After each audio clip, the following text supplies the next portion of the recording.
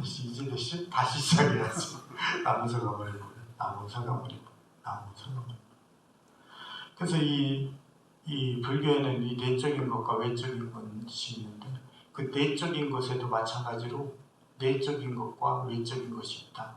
그리고 외적인 것에도 내적인 것이 있고 외적인 게 있어요. 상호.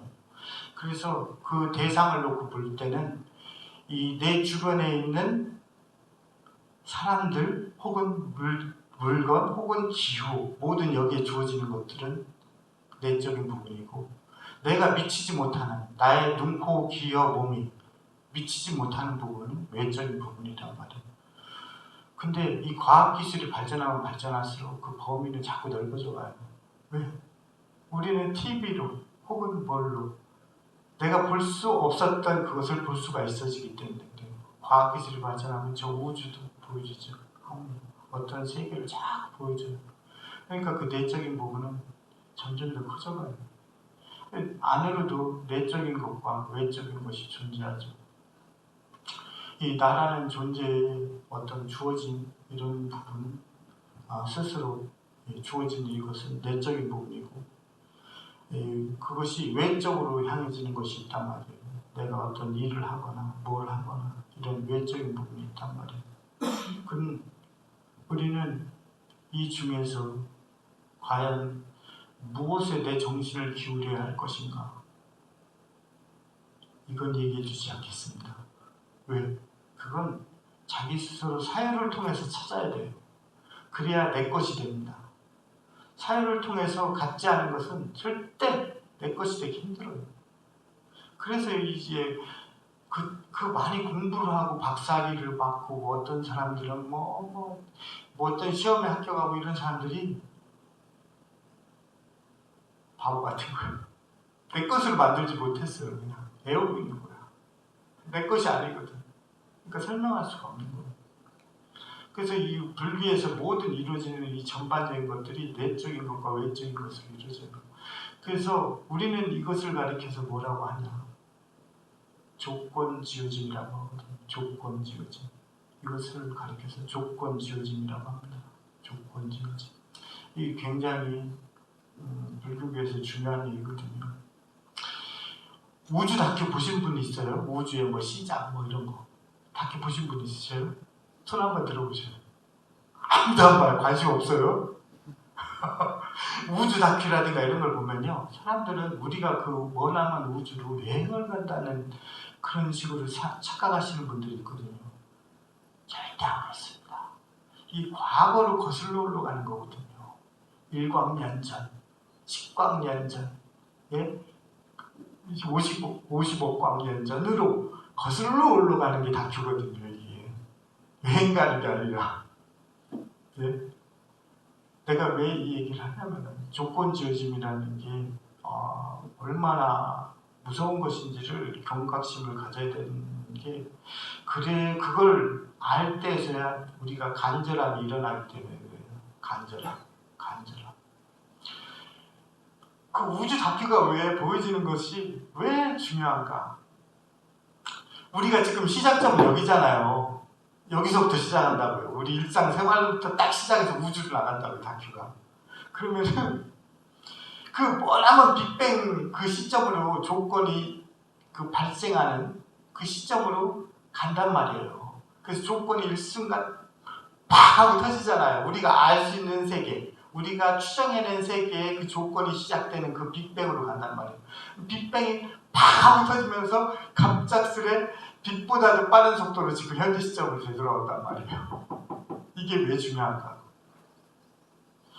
우리 가끔 옛날로 돌아가고 싶은 사람들 있지 않나요? 옛날로 돌아가면 좀 더 다르게 할 것 같다. 뭐 할 것 같다. 이 조건이 그래서 무서운 거거든요. 내가 어떤 시점으로 되돌아가잖아요. 근데 나한테 여기까지 도달하는 시간에는 그 조건은 똑같이 주어져.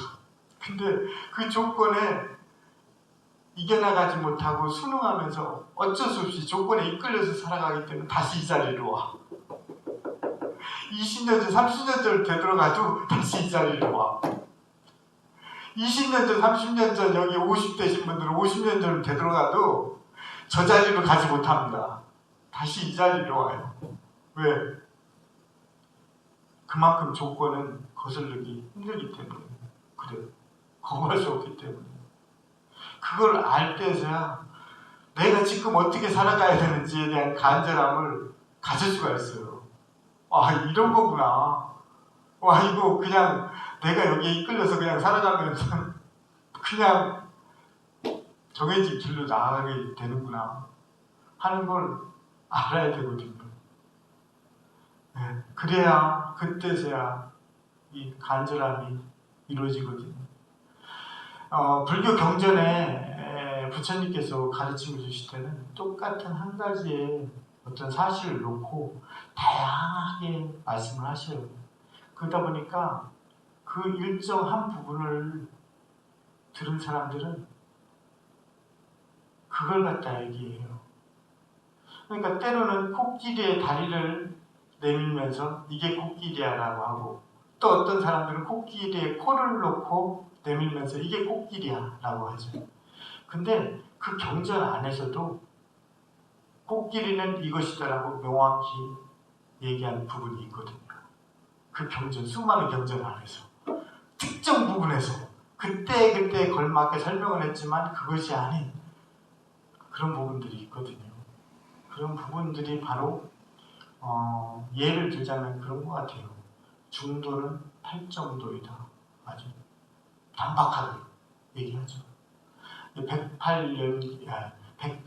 108번뇌도 조금 전에 얘기한 부분입니다.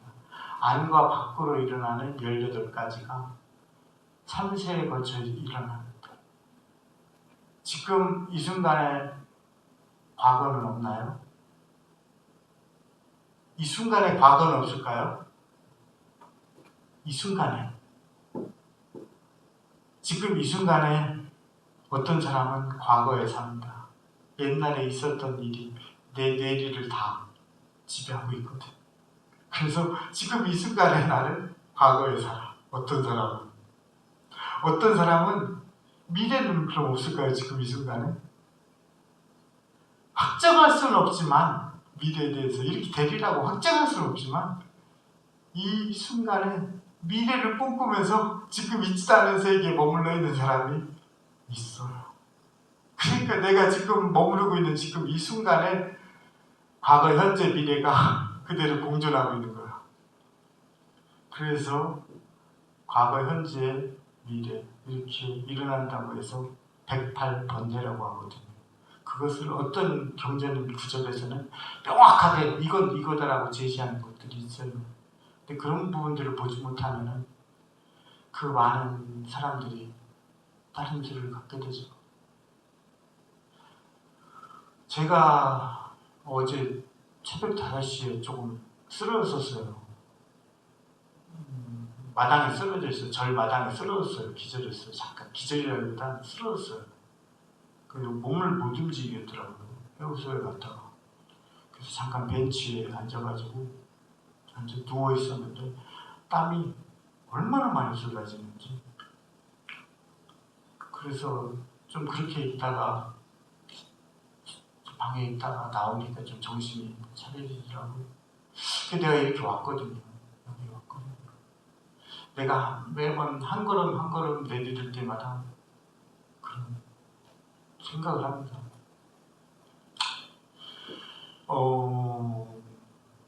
내가 여기서 말한 가치는 있을까요? 없을까요? 내가 여기서 이렇게 얘기하는 가치는 있을까요? 없을까요? 그것은 여기 앞에 계신 분들의 몫이거든요. 나의 몫이 아닙니다. 근데 내가 여기에서 매번 수도 없이 같은 얘기들을 많이 하고 똑같은 얘기들을 하는데 매번 올 때마다 달라지는 게 없다면 나는 마치 씨앗은 열심히 뿌리지만 그 씨앗이 자라는 걸 한 번도 보지 못한 그런 사람이 되는 거죠. 불교는 정말 간절함이 있어야 됩니다. 내가 서원을 세우더라도 그 서원을 세움과 동시에 자기 내면의 삶을 되돌아봐야 되고 이렇단 말이에요.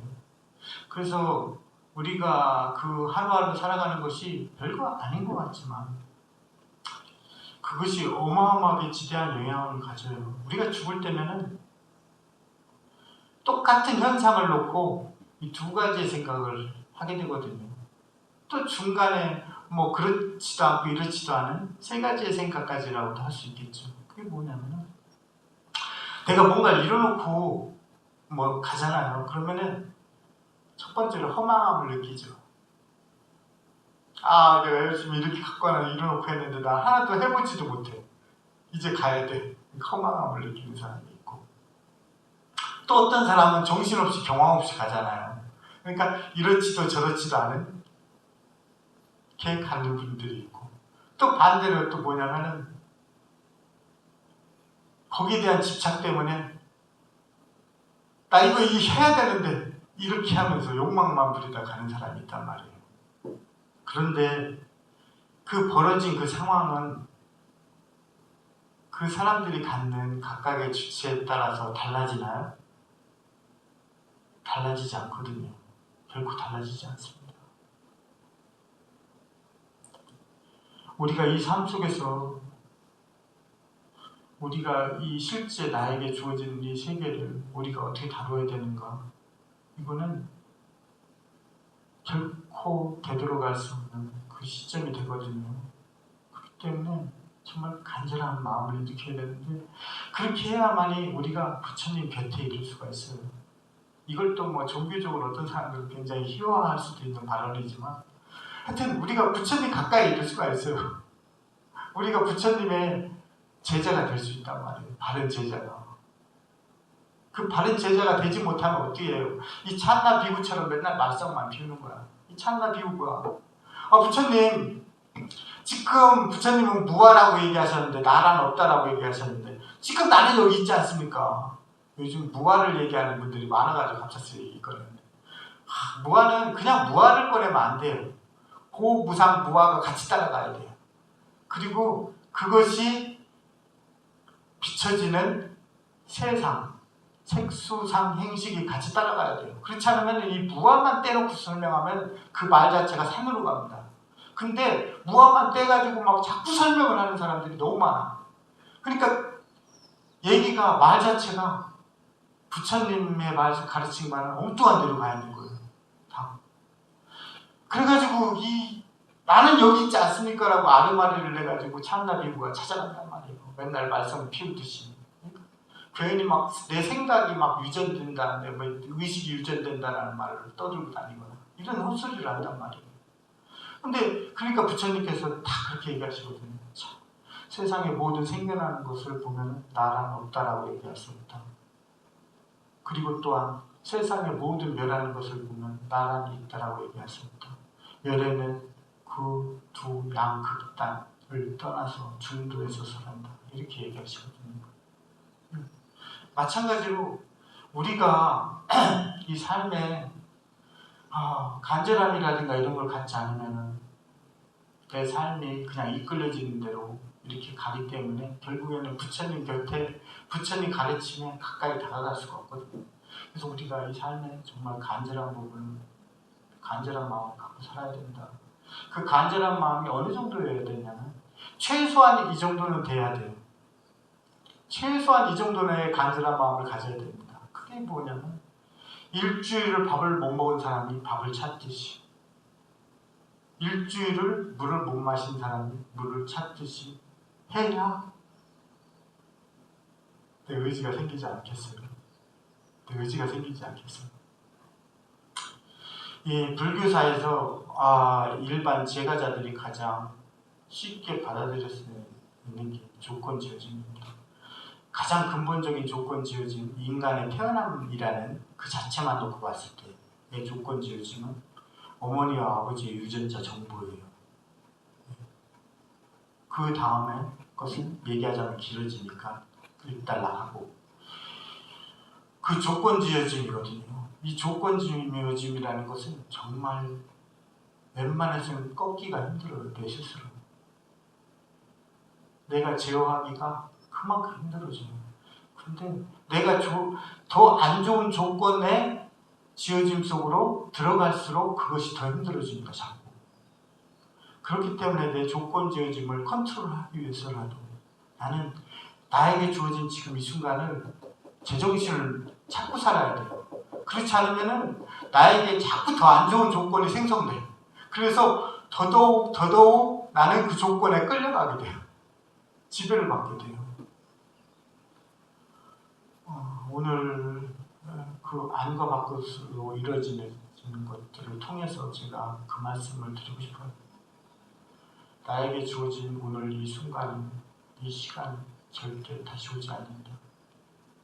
내가 지금 잠깐 10분쯤이야, 1분쯤이야, 10분쯤이야, 아니면 이것쯤이야, 저것쯤이야 라고 내가 그냥 맹목적으로 넘기는 그것이 나에게 되돌이킬 수 없는 결과를 가져오게 된다. 그래서 내가 그 조건을 탈피하기 위해서, 그 조건을 좀 더 긍정적으로 만들기 위해서 이 삶은 정말 간절하게 살아주시길 바랍니다. 또한 내가 오늘 여기서 한 얘기가 알아들을 수도 없고 이게 뭔 얘기 하는지도 모르겠고 그럴 수도 있지만 그래도 또 개중에 어떤 분한테는 내 얘기가 곱씹어져서 사유가 되고 그것이 내 것이 되어서 그것이 내 안에 자양분을 이뤄가지고 내 안에서 한 송이 꽃을 피우고 어떤 한 식물을 기를 수 있다면 그게 오늘 이 법회의 가치인 것 같습니다. 그 몫을 여러분께 드리겠습니다. 나무 소감을